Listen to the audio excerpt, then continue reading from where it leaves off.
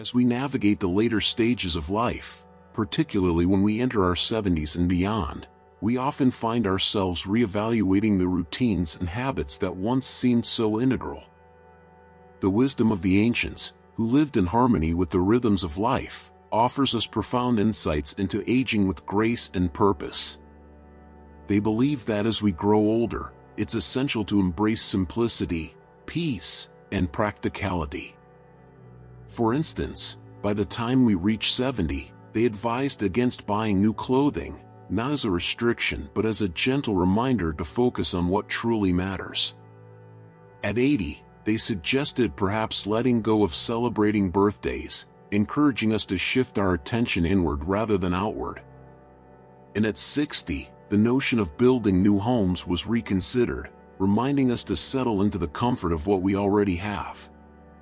Similarly, by the time we hit 70, they even proposed that we reduce our visits to cemeteries, a symbolic gesture to live more fully in the present moment. By this stage in life, we've experienced a rich tapestry of moments, the triumphs, the challenges, and the everyday moments in between. These experiences naturally shape our perspective, guiding us toward a lifestyle that prioritizes inner peace and contentment over external distractions. With all this in mind, today we'll explore a few practices the ancients suggested might be worth reconsidering. Specifically, we'll look at 3 types of attire that could be set aside, 3 birthdays that might carry less meaning as we age, and 3 places that may no longer serve us in the same way. Together, we'll uncover the reasons behind these ancient guidelines and how they resonate with our modern lives. The goal is not to impose limitations but to invite a deeper reflection on how we can live more serenely and meaningfully. By exploring these practices, we can embrace a lifestyle that brings comfort, both physically and emotionally, in this cherished phase of life. If any of this sparks your curiosity, we'd love for you to join us on this journey of reflection. And of course, if you find value in today's discussion, feel free to leave a like or a comment. It helps us continue these meaningful conversations. If it doesn't quite connect with where you are right now, a simple like and a 7 will do the trick. Your feedback is invaluable as we move forward together, discovering new ways to live with purpose and grace. So, let's begin by diving into how our clothing choices can contribute to a more peaceful, comfortable life in our later years. There's a lot to unpack here, and we're excited to share this with you. Our approach to dressing naturally evolves. It's no longer about keeping up with the latest styles or finding ways to stand out in a crowd. In our 70s and beyond, the way we dress becomes more meaningful. It's about comfort, dignity, and respect, both for ourselves and for the people around us. Our clothes become an extension of how we feel, how we want to be perceived, and the values we hold dear. There's an old piece of wisdom that suggests not adding new clothes after 70. While this may sound unusual in a world that celebrates constant consumption, there's a deeper lesson here. It's about focusing on what truly matters, prioritizing comfort and simplicity over excess and novelty. Let's picture Robert, a man in his late 70s, preparing for a family gathering. In his wardrobe, he spots 2 options. One is a brand new jacket, flashy and modern, but a little too tight around the shoulders and made of synthetic fabric that doesn't breathe well. He recalls wearing it once before and feeling stiff and uncomfortable all day. The other option is his favorite wool cardigan, a classic piece he's had for years. It's well-tailored, soft, and has always made him feel comfortable. He chooses the cardigan. It fits perfectly, allowing him to move easily, and the material is warm yet breathable. As Robert walks into the gathering, his family notices his confident, relaxed demeanor. The outfit isn't what stands out, it's the way he carries himself. There's no discomfort distracting him from the conversations or the joy of being with loved ones. His simple, well-chosen clothing reflects a quiet dignity, showing that he respects himself enough to prioritize comfort and quality. This small decision, to wear something timeless and comfortable, helps Robert enjoy the day fully, without worrying about his appearance. It's not about impressing others, but feeling good in his own skin, which, in turn, naturally inspires respect from those around him. One of the most important principles when it comes to dressing as we age is quality and comfort. In our younger years, it's easy to get swept up in the excitement of fashion trends or sales, choosing outfits that may look great but don't necessarily feel great. As we grow older, comfort becomes essential. Our bodies change, our skin becomes more sensitive, and the fabrics we wear need to accommodate these changes. Soft, breathable materials like cotton, wool, or linen should become staples in our wardrobe. They allow our skin to breathe, keep us cool or warm as needed, and move with us rather than against us. It's not about chasing trends anymore, it's about choosing pieces that make us feel good and that last. Take this as an example. You're getting ready for a day out with friends. You have two options. One is a new, fashionable outfit that looks good on the hanger but feels stiff and uncomfortable when you put it on. The other is a well-worn, soft sweater that has been with you for years, always comfortable, always dependable. Which do you think will make you feel better throughout the day? The answer is clear. We should dress for ourselves, choosing comfort and quality over temporary thrills. This small shift in thinking can make a huge difference in how we move through our day. Another crucial guideline is to embrace simplicity. There's a quiet wisdom that comes with knowing who we are and no longer feeling the need to prove ourselves through fashion. The idea of simplicity isn't about giving up on style or not caring about how we look. Quite the opposite, it's about refining our style to reflect the person we've become.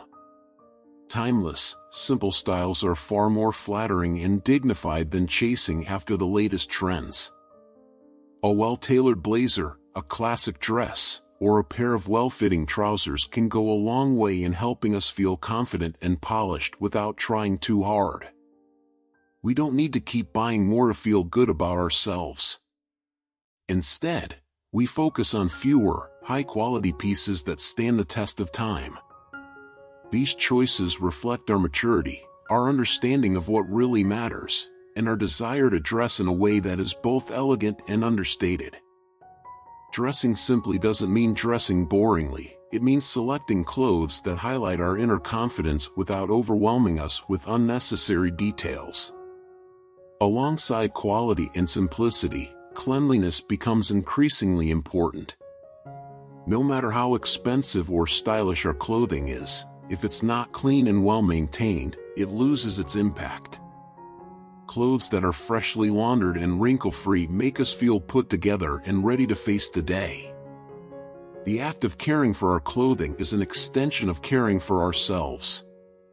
Keeping our outfits neat and tidy shows that we respect ourselves and others enough to take time and present ourselves in the best possible light. Consider how different we feel when we put on a freshly pressed shirt compared to a wrinkled or stained one. The clothes we wear send a message, both to ourselves and to those around us. Cleanliness is a simple but powerful way to show the world that we still take pride in who we are, that we're still active participants in life, and that we care enough to maintain our dignity, no matter our age. Maintaining dignity through our clothing is more than just about appearances. It's about how we feel on the inside. When we dress well, choosing comfortable, simple, and clean clothes, we're signaling to when we feel comfortable and dignified in what we wear. It has a positive effect on our mood and confidence. There's something empowering about slipping into a well-chosen outfit that fits perfectly and feels good on our skin. It sets the tone for the day and helps us move through the world with more ease and assurance. Conversely, wearing something that feels wrong or uncomfortable can drag down our energy, making even simple tasks feel more challenging. This leads us to a broader point. the way we dress is connected to how we live. The principles of quality, simplicity, and cleanliness in our clothing can be applied to our lifestyle as a whole. As we age, we naturally begin to focus more on what's important. We let go of the unnecessary, whether that's in our wardrobes or in other aspects of our lives. Dressing with intention, choosing clothes that support our comfort and dignity, helps us live with intention as well. It's about making thoughtful choices that align with our values and well-being. In a world that constantly pushes us to buy more, embracing fewer, better-made clothes can be liberating. We don't have to keep up with every new trend or worry about whether we're fashionable enough. Instead, we can focus on what makes us feel good. This shift in mindset allows us to spend less time worrying about our appearance and more time enjoying the things that truly matter in life, our relationships, our hobbies, and our health. The way we dress reflects the wisdom we've gained over the years. We're comfortable with who we are. Dressing with dignity and comfort is a way of honoring the life we've lived, the lessons we've learned, and the person we've become. We no longer need to prove anything to anyone. We dress for ourselves, with a quiet confidence that speaks volumes. Showing ourselves love and attention. When we choose clothes that feel good, we're sending a message to ourselves that we deserve comfort and care. We may not always think of clothing in these terms, but the way we dress can be a form of nourishment for the soul. It's a small, daily ritual that helps us feel good in our own skin. It is about more than just looking good. It's about feeling good, feeling at peace with who we are, where we've been, and where we're going. It's about embracing the wisdom of simplicity and the value of quality over quantity. It's about maintaining our self-respect, even as the world changes around us. And it's about carrying ourselves with grace, knowing that we still have so much to offer, both to ourselves and to those around us. Let's celebrate this stage of life by dressing in a way that honors our journey. Let's choose clothes that support our comfort, reflect our inner calm, and allow us to move through the world with quiet dignity. By doing so, we send a powerful message that we are still here, still vibrant, and still deserving of respect, no matter our age. In the next part, let's talk about birthday. When we reach our 70s and 80s, it's natural to reflect on how we celebrate milestones like birthdays. By this stage in life, we've learned that it's not about grand gestures, but about how we feel, about what brings peace to our hearts and health to our bodies.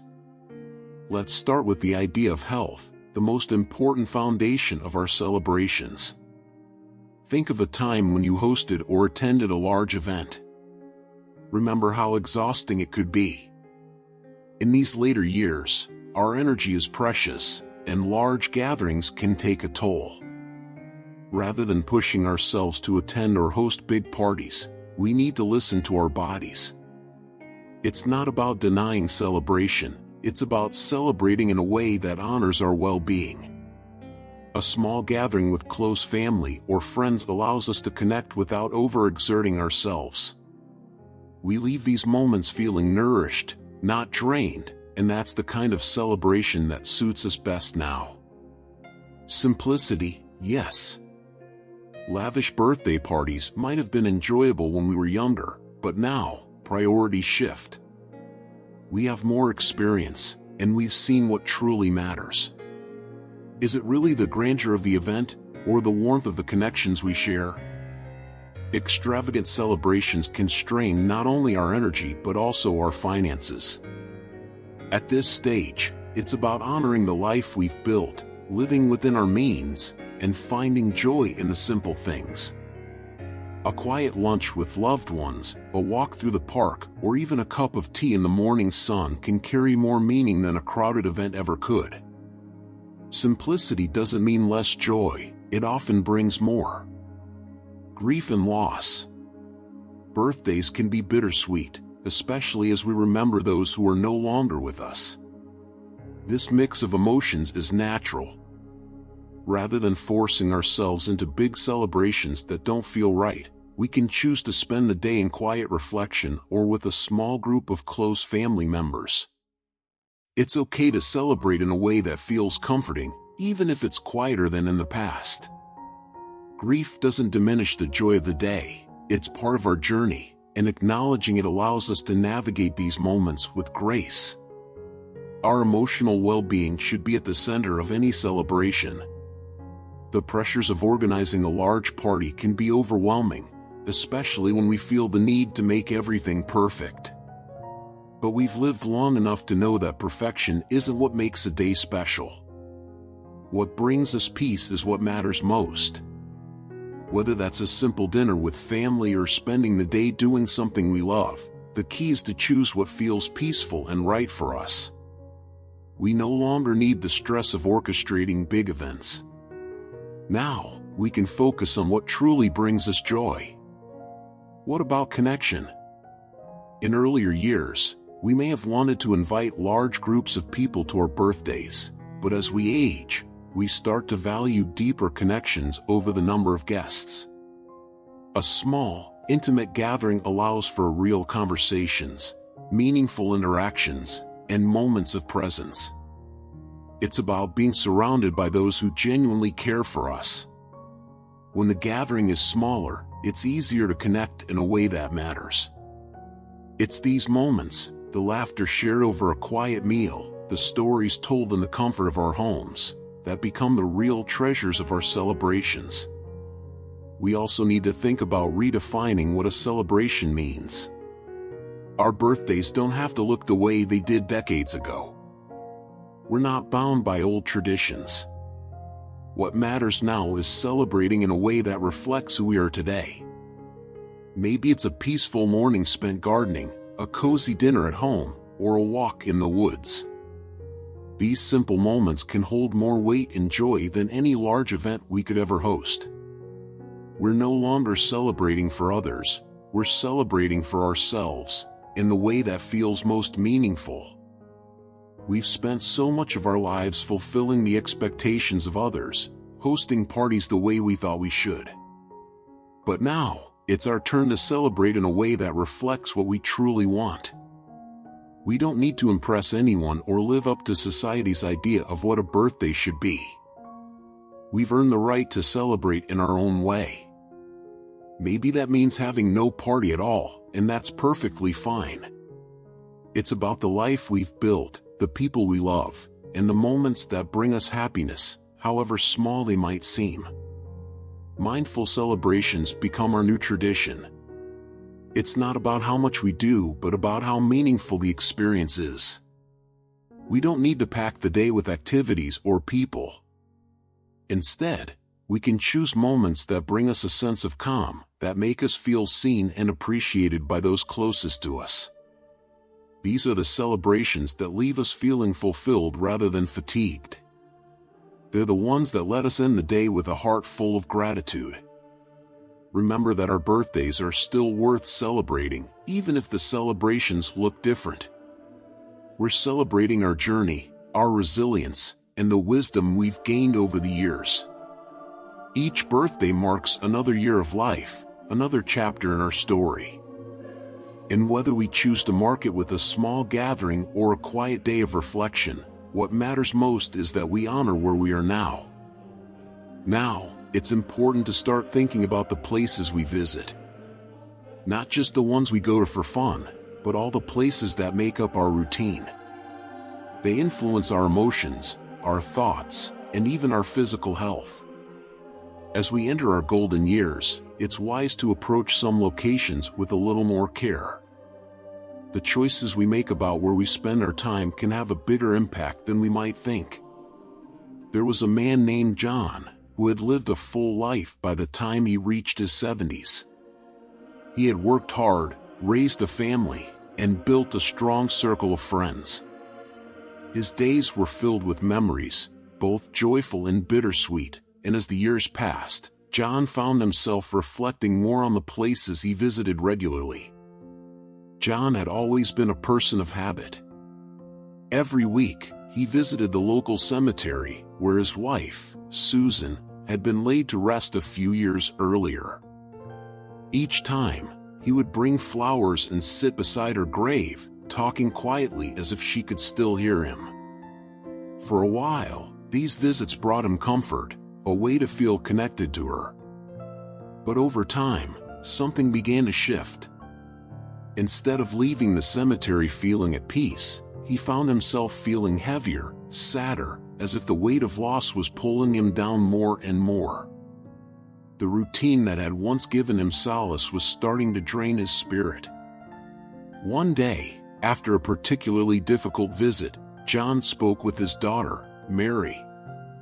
She noticed how tired and worn out he seemed. "Dad," she said gently, "I know you miss Mom, but maybe there's a better way to remember her. You don't have to go to the cemetery every week to feel close to her." John resisted at first. He felt that visiting Susan's grave was his way of honoring her memory. But Mary's words lingered in his mind. She suggested he create a small garden at home, a place where he could plant some of Susan's favorite flowers.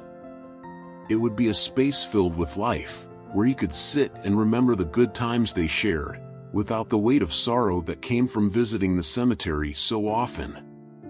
Reluctantly, John gave it a try. He planted roses, Susan's favorite, in a sunny corner of the backyard. As the garden grew, something unexpected happened. John found himself spending more time outside, sitting among the flowers, remembering Susan with a sense of warmth rather than sadness. The garden became a peaceful space, filled with life and light, where he could think of her without feeling weighed down by grief. Slowly, the heaviness he had been carrying began to lift. Encouraged by this change, John started rethinking other places he spent his time. He had always enjoyed traveling, but lately, the thought of venturing to unfamiliar places filled him with anxiety.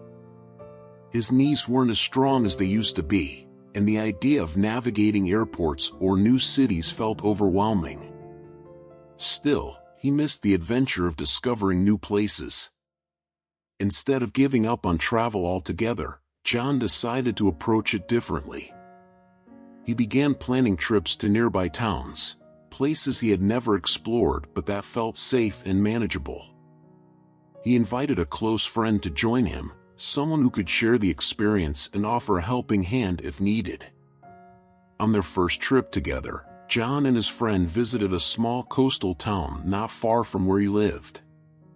The streets were quiet, the people friendly, and the sea air was refreshing. The trip was simple but enjoyable, and it gave John the confidence to keep exploring in ways that suited his new pace of life. He didn't need to venture far or take unnecessary risks. He could still enjoy the world around him, but with a little more care and thoughtfulness. As time went on, John became more selective about the places he frequented.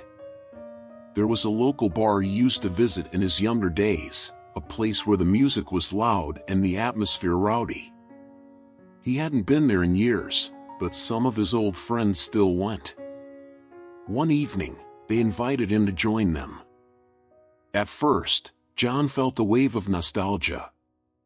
He thought it might be fun to reconnect with that part of his past.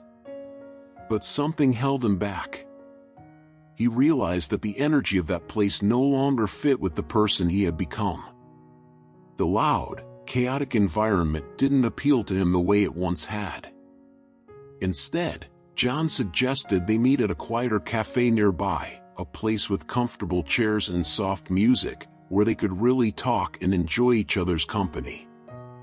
His friends agreed, and what followed was one of the most meaningful evenings John had shared in a long time. They laughed, reminisced, and caught up on each other's lives in a space that allowed for connection, without the distractions of noise or crowds. It was a simple choice, but one that left John feeling more fulfilled.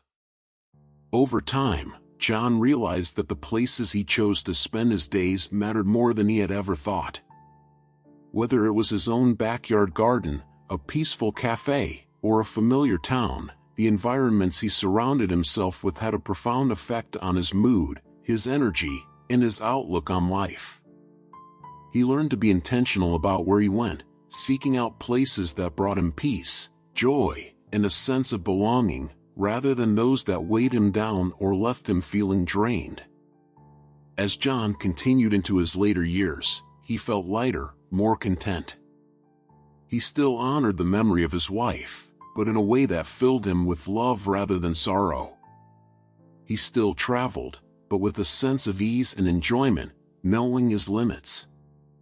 And he surrounded himself with people and places that lifted him up, reflecting the wisdom and peace he had gained over a lifetime.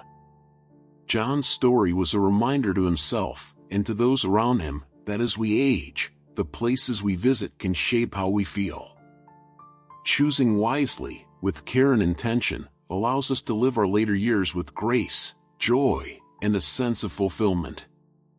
It's not about limiting ourselves, but about creating a life that supports our well-being, in every sense. One place we might reconsider is the cemetery. These places hold a lot of memories, and while they allow us to honor loved ones, they can also bring sorrow. It's not about forgetting those who've passed, but about finding new ways to keep their memory alive without dwelling in sadness.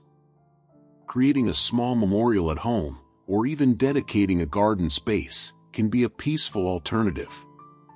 It's a way to remember them in a place that brings comfort rather than heartache. Next, let's talk about unfamiliar places. Exploring new areas was thrilling when we were younger. But as we get older, that sense of adventure needs to be balanced with caution. Unfamiliar surroundings can pose risks that we didn't consider before. We don't have to stop traveling, but we can be smarter about it. Traveling with someone we trust, letting family know where we are, and choosing places that feel more comfortable can make all the difference. We still get to enjoy new experiences, but with an added layer of safety. There are also places with questionable reputations. These might not have concerned us in the past, but now, protecting our dignity and reputation becomes a priority. The choices we make today contribute to the legacy we leave behind. Stepping into environments that might not align with our values can cast unnecessary shadows. Instead, we can focus on spending time in places that reflect who we are now, wise, strong, and full of integrity. It's about choosing spaces that uplift us and allow us to shine. It's crucial to remember that every place we visit affects us in some way. Certain environments can drain us emotionally, while others lift us up. Being selective about where we go isn't about limiting ourselves. It's about preserving the energy and peace we've worked hard to cultivate. We can be more intentional about visiting places that nourish our well-being, places that make us feel alive and connected to the best parts of ourselves. Our emotional health deserves the same care as our physical health. Constantly visiting places that remind us of loss, sorrow, or fear can take a toll. The memories tied to certain locations may no longer serve us in the way they once did. It's important to be aware of that and make decisions that support our emotional balance. Creating new memories in positive spaces can help us maintain a sense of peace and joy, especially in this season of life. Physical safety is another thing we can't ignore. Certain places might demand more from our bodies than we're willing to give. Crowded spaces, unfamiliar terrain, or environments that require a lot of energy to navigate can become challenging. It's not about being afraid to go out, it's about making sure we go to places where we can move comfortably and enjoy our time. Spaces that are calming, welcoming, and easy to navigate help us stay active without overextending ourselves. Who we surround ourselves with also matters.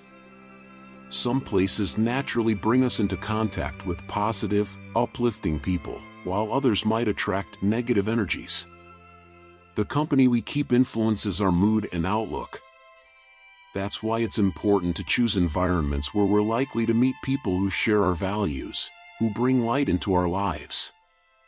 Good conversations, shared laughter, and warm connections can be found in the right places, and these interactions keep our spirits high. As we grow older, the spiritual energy of the places we visit becomes even more significant. Some locations have a calming, peaceful atmosphere that supports reflection and inner growth. Others might feel chaotic or unsettling. We become more sensitive to these energies, and it's important to seek out places that help us feel grounded.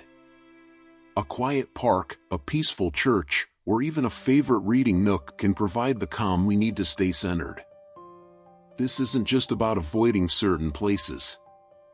It's about embracing environments that support the life we want to live. We've earned the right to be selective. After decades of life experience, we know what makes us feel good and what doesn't. We can use that wisdom to choose places that align with our values, places that bring us happiness and fulfillment. Our surroundings should reflect the person we've become and the peace we deserve. We can also think about how places change over time. A location that once felt safe or comforting might not feel the same anymore. And that's okay. It's natural for our relationship with certain places to evolve. What's important is recognizing when a place no longer serves us and being willing to let it go in favor of something that does. That flexibility is part of living well as we age. Sometimes, it's the small, everyday places that have the biggest impact. The local cafe, the neighborhood park, or even the grocery store, these places are part of our daily lives, and they shape how we feel. Choosing to spend time in locations that bring us small moments of joy or peace can have a cumulative effect. These little choices add up to a life that feels more fulfilling and less stressful. We also want to make sure the places we go match the pace we want to live at. As we slow down, rushing through life feels less appealing. We may find ourselves drawn to quieter, slower-paced environments where we can fully appreciate the moment. Whether it's a peaceful walk in nature or a calm afternoon at home, these places allow us to savor life instead of hurrying through it. Being intentional about the places we visit is a way of taking control of our experience. It's a form of self-care, one that ensures we're surrounded by the kinds of environments that support our happiness, health, and well-being. We get to decide where we go, and that decision shapes how we feel, day in and day out. So, as we move forward, let's be mindful of where we spend our time. Every place holds its own energy, its own impact. By choosing wisely, we can create a life that feels rich, peaceful, and full of meaning as we embrace our golden years.